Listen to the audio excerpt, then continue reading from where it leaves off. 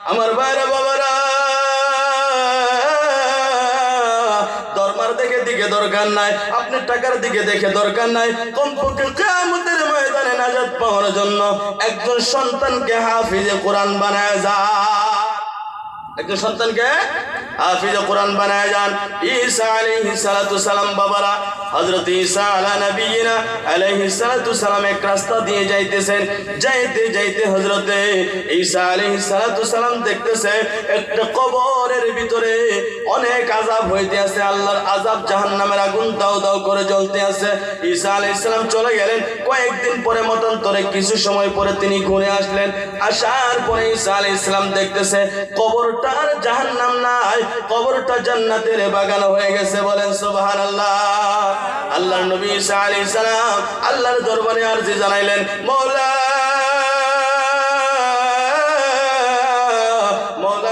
বুঝতে পারলাম না কি কথা। অল্প আগে গেলাম, কয়েকদিন আগে গেলাম, দেখলাম জায়গাটা জাহান্নাম, কবরটা জাহান্নামের ভিতর পরিণত। এখন কেন জান্নাত হয়ে আছে? এত ফুলের বাগিচা, এত খুশবু, গ্রান কি জন্য? আল্লাহ রাব্বুল আলামিন ডাক দিয়ে বলতেছে, ঈসা শুনো শুনো শুনো, এই ব্যক্তি যখন দুনিয়া থেকে বিদায় হয়ে যাবে, তার স্ত্রী হামেলা ছিল, হামেলা স্ত্রীকে ওসিয়ত করে গিয়েছেন, আমার ঘরে যদি একটা সন্তান আসে, ছেলে সন্তান হয়, সেই ছেলে সন্তান থেকে দুনিয়ার কোনো কাজে না লাগাইয়া সেই সন্তানটাকে তুমি মাদ্রাসার মধ্যে দাখিলা করায় দিও। মনে করেন আপনাদের গ্রামের ঘটনা, ফায়জানে মুস্তাফা মাদ্রাসায় এডমিশন করায় দিও। ওই যে আপনার 4 নম্বর নাংলি মাদ্রাসার ভিতরে এডমিশন করায় দিল। এখন সন্তান জন্ম হয়েছে, বালিগ হয়ে গেছে। আপনাদের আব্দুল জলিল সাহেব মওলানা মাদ্রাসায় সন্তানকে এডমিশন করে দেওয়া হলো। যে সেই ব্যক্তি পড়তে আছে, হুজুর তাকে সবক দিল, আউযু বিল্লাহি মিনাশ শাইতানির রাজিম, বিসমিল্লাহির রহমানির রহিম। এই সবক দেওয়ার পরে সন্তান আউযু বিল্লাহ বিসমিল্লাহির রহমানির রহিম, বিসমিল্লাহির রহমানির রহিম পড়তে আছে। আমার আল্লাহ তাআলা ডাক দিয়ে বলে, ওই যে সন্তানটা জমিনের মধ্যে বসে বসে মক্তবের ভিতরে দাখিলা করে দেওয়ার পরে বসে বসে বিসমিল্লাহির রহমানির রহিম পড়তে আছে। আমি আল্লাহ তাআলাকে রহমানুর রহিম বলে ডাক দিয়ে আছে। আমি আল্লাহকে রহমান বলে ডাকে, আমি আল্লাহ তাআলাকে রহিম বলে ডাকতে আছে। আমি আল্লাহ তাবারক ওয়া তাআলার লজ্জা হয়, আমার শরম হয়, যার সন্তান ওই জমিনে বসে বসে আমি আল্লাহ তাআলাকে রহমানুর রহিম বলে ডাকবে, রহমানুর রহিম বলে ডাকবে, তার বাবা কবরে আযাবে থাকো, আমি আল্লাহ তাআলা সহ্য করতে পারি না। আর তার সন্তান আউযু বিল্লাহ বিসমিল্লাহ আমাকে রহমানুর রহিম ডাকার বদৌলতে আমি আল্লাহ তাআলা তার বাবাকে মাফ করে তার কবরটাকে জান্নাত বানিয়ে দিয়েছি। বলেন সুবহানাল্লাহ। সন্তান আলিম বানানোর লাভ আছে কি আছে না? জোরে বলেন আছে কি আছে না? বাবা আমার সময় শেষ হয়ে আসতেছে, আপনারাও মনে হয় রাগ করতে আসেন, রাগ করতেছেন যে নদীর পার যে কথা বললাম যাওয়া যাবো কি পারি বলতো? আমি যাবার পাবো কি ঘুরে আবার? না রাগে আছেন? আল্লাহ রাব্বুল আলামিন বলেন, ইন তানসুরুল্লাহ ইয়ানসুরুকুম, ইন তানসুরুল্লাহ ইয়ানসুরুকুম, যারা দ্বীনের সাহায্য করবে, ইসলামের সাহায্য করবে, আল্লাহ তাবারক ওয়া তাআলা তাকে বিজয়ের মালা পরায় দিবে। বলেন সুবহানাল্লাহ।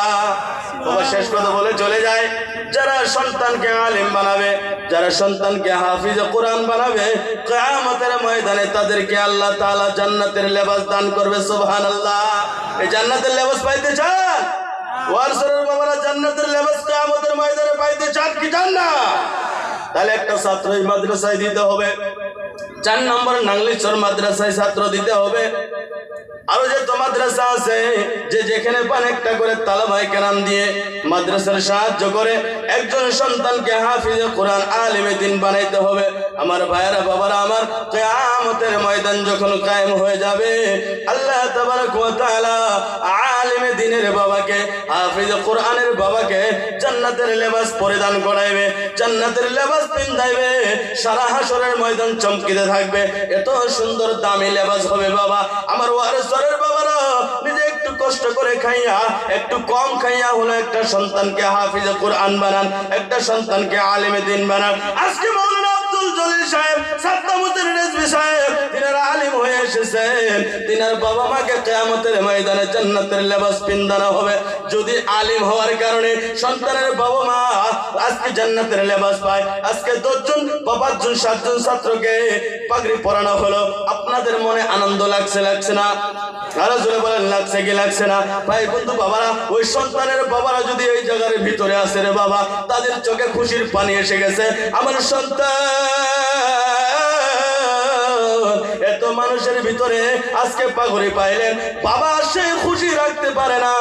সারা কষ্ট যেত করেছে, আজকের পাগড়ি পরানো দেখে সমস্ত কষ্ট বাবা ভুলে গিয়েছে। ঠিক কি ঠিক না? এইভাবে আপনার সন্তানের স্টেজের ভিতরে আলিম উলামার হাতে দস্তার বন্দি হোক, পাগড়ি হোক, আপনারা চান কি চান না? আমার ভাইরা বাবারা আমার, কিয়ামতের ময়দানে যখন জান্নাতের লেবাস পিন্দানো হবে, হাসরবাসীরা ফখর করবে, এত চমকদার পোশাক হবে, বাবা মা আল্লাহর দরবারে আরজি জানাবে, রব্বুল আলামিন আমি তো এত ভালো আমল করতে পারি না, আমার আমল তো এত ভালো নয়, আমি এত নামাজ তো পড়তে পারি নাই, এত ভালো আমল তো আমি দুনিয়ায় করতে পারি নাই, এত সুন্দর লেবাস কি জন্য দিলেন, জান্নাতি পোশাক কি জন্য দিলেন? আমার আল্লাহ তাআলা ডাক দিয়ে বলবে, এ হাফিজের বাবা মা, এ আলিমের বাবা মা, শোনো, নিজে না খায় সন্তানকে কোরআনের শিক্ষা দিয়েছ, নিজে না খায় সন্তানকে হাফিজে কোরআন বানিয়েছ, নিজে না খায় নবীর হাদিস তোমরা সন্তানদেরকে পড়াইছ, নিজে না পেতে ছাত্রের মাদ্রাসার তোমরা খরচ দিয়েছ, লেবাস দিয়েছ, সেই লেবাসের বদৌলতে নিজে যে কষ্ট করেছ, কোরআনের হাফিজ সন্তানকে বানাইছ, তার বদৌলতে আমি আল্লাহ তাআলা আজকে তোমাদেরকে তার বদলা দিয়ে আমি আল্লাহ তাআলা জান্নাতের লেবাস তোমাদের পরাইয়া দিলাম। বলেন সুবহানাল্লাহ। সেই লেবাসের হকদার আমরা হতে চাই কি চাই না? কিয়ামতে জান্নাতের লেবাস চাই কি চাই না? এই জন্য বাবারা, যদি কিয়ামতে জান্নাতের লেবাসের হকদার হইতে থাকেন, 5 ওয়াক্ত নামাজ পড়তে হবে, এই মাদ্রাসাগুলোর ভিতরে নজর রাখতে হবে, মাদ্রাসার ভিতরে নজর রাখলে খুশি হবে নবী। আর মাদ্রাসার ভিতরে একটা ছাত্র দিয়ে আপনাকে শরীক থাকতে হবে, এই শরীক হওয়া যদি আল্লাহর দরবারে কবুল হয়ে যায়, কিয়ামতের ময়দানে আল্লাহ জান্নাতি লেবাস দান করবে। বলেন সুবহানাল্লাহ। আমার ভাইরা বাবারা আমার, এই যে মাদ্রাসা দেখতে আছেন, অনেক সময় মাদ্রাসার ভিতরে যে মাদ্রাসাগুলো হোস্টেল থাকে, মাদ্রাসাগুলোর ভিতরে অনেক কষ্টে সন্তানরা খাওয়া দাওয়া করে, অনেক কষ্টের ভিতরে চলে। আপনার সন্তান বাড়িতে কত সুন্দর খানা খায়, আপনার সন্তান মাছ গোস্ত ছাড়া ভাত খায় না। আমরা যারা হোস্টেলে থাকি, যারা শিক্ষক, যারা শিক্ষকতা করে, যারা ছাত্র, যারা পড়াশোনা করে, হোস্টেলে যারা থাকে, তাদেরকে খাওয়া দেওয়া হয় মাসে অথবা সপ্তাহে একদিন মাছ, 2 সপ্তাহে একদিন গোস্ত, আর সারা সপ্তাহে ডাল দেওয়া হয়। ডাল সবজি দিয়ে তারা গুজারা করে। বাবা এত কষ্ট করে তারা পড়াশোনা করে। আমি একটা মাদ্রাসা চলে, আমার মাদ্রাসা হোস্টেল রয়েছে। বাবা যখন রাতের বেলা হয়, অনেক বাবা মার ফোন আমার কাছে আসে, হুজুর আমার সন্তান কোনোদিন আমাকে ছেড়ে অন্যের বাড়িতে থাকে নাই গো হুজুর, আজকে রাত হয়ে গেছে, আমি যখন ভাত পাড়তে গেলাম আমার সন্তান না। হুজুর আমি প্রতিদিন 5টা থালিতে ভাত পারে, আজকে যখন একটা থালি নাই, আমি মার দিনের ভিতরে ধাক্কা লাগে গেছে।